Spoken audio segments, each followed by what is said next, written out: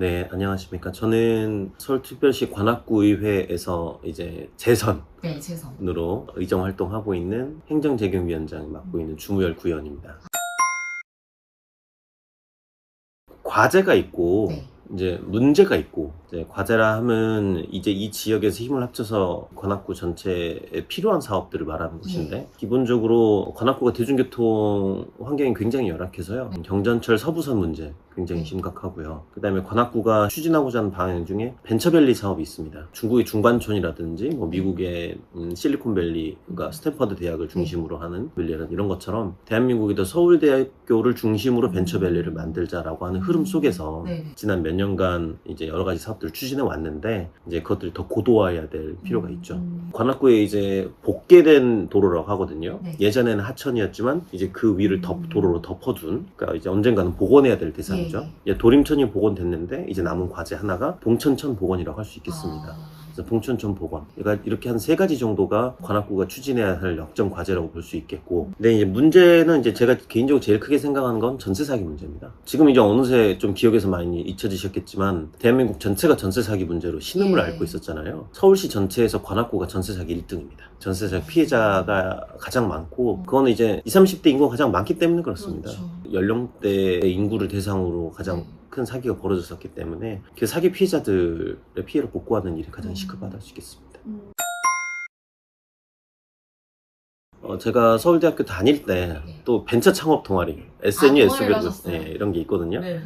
지금 이제 30몇 개, 40기까지 근처까지 가서 이제 유지가 되고 있는 모양이던데, 이제 그런 활동을 했었기 때문에 처음에 벤처밸리 만든다고 했을 때 부서도 이제 막 만들고 뭘 해야 될지도 네. 아무도 모르는 상황에서 일단 만들자 네. 라고 주장해가지고 이제 일이 시작됐을 때 거기 각계각층에 있는 그룹들을 다 모아서 간담회를 했었어요. 처음 이제 창업을 해보려고 도전하는 친구들, 또 몇 번 했다가 엎어져서 이제 좀 진심 모드로 사업을 하려고 하는 팀, 그리고 어느 정도 이제 일가를 이뤄가지고 이제 규모를 갖고 사업을 시작하고 있는 팀들을 다 만나서 그 팀들 의견 청취도 하고, 그런 과정 속에서 하나씩 사업들을 만들어 가서 이제 벤처밸리 조성과 관련해서 서울대, 서울시, 관악구가 함께 협업해가지고 이미 뭐 건물들도 꽤 많이 올렸고요. 지금 이야기 되기로는 한 600여 개 정도의 벤처 기업들이 좀 들어와 있고, 많이 그다음에 연 인원이 한 벤처 기업이라고 하는 게 인원의 규모가 작으니까 한 3, 4천 명 정도 규모로 이제 구성되어 있다라고 이제 표방을 하고 있고요. 지난해 같은 경우에는 이제 벤처진흥원 설립하는 이제 조례를 만들고 진흥원이 만들어졌습니다.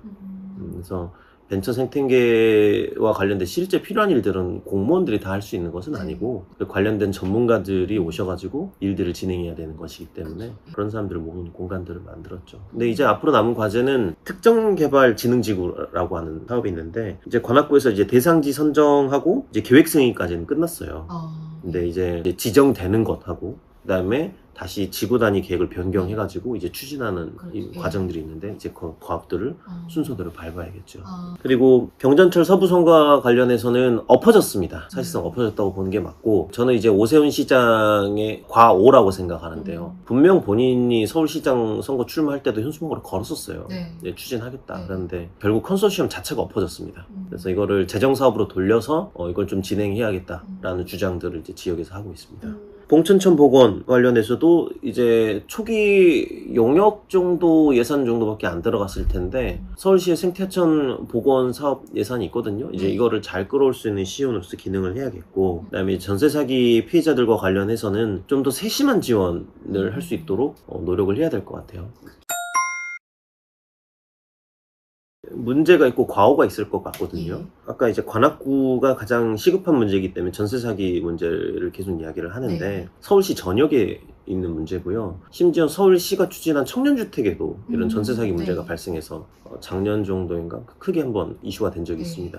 그런 일이 없도록 문제들을 잘 다듬어 나가는 게 필요하겠고, 그러나 그게 어떤 오세훈 시장의 과오라고 보기는 어렵죠. 아마 선의로 사업을 시작을 했을 텐데 그것이 잘 관리 감독되지 않거나 이런 문제였을 것이라 생각되고, 그러나 이제 한강 수상버스 문제라던가 종묘와 건축 허가 등의 문제는 저는 분명한 과오라고 봅니다. 한강 수상버스는 제가 볼 땐 교통수단, 대중교통수단을 보기는 어려워요. 다만 오세훈 시장이 그걸 대중교통수단이라고 굳이 버스라고 이름을 붙인 것은 서울 시민의 세금을 투여하기 위한 본인의 어떤 정치적 혹은 사적인 목적이 분명한 것이거든요. 그건 분명히 바로 잡아야 된다, 이렇게 생각하고 있습니다.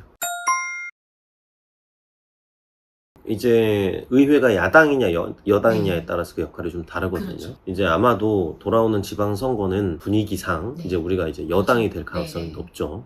여당이 되면 이제 해야 되는 역할은 이제 한 두 가지 정도의 관점으로 봐야 되는데, 방향과 방식입니다. 방향이 더불어민주당이 추구하고자 하는 그 방향에서 어긋났을 때, 그 방향에서 어긋났다, 혹은 사실 우리 정당의 어젠다는 무엇이다 라는 것을 선명하게 또 말해줄 수 있는 역할이 있어야 되겠고요. 네. 또 방식과 관련해서는 저는 이제 인사와 예산 혹은 사업이라고 볼 수 있겠습니다. 그러나 저는 인사는 단체장의 고유한 권한이니 그것은 네. 조금 더 존중해 주되, 이 사업 개개별에 있어서의 투명성이라던가 또 효용성이라던가 이런 것들을 잘 지적하는 의회가 되어야 된다, 이렇게 생각하고 있습니다. 네. 만약 야당이 된다면 야당이 된다면 네. 이제 방향성과 관련해서 네. 뭐 아주 드라이브를 심하게 걸어야죠.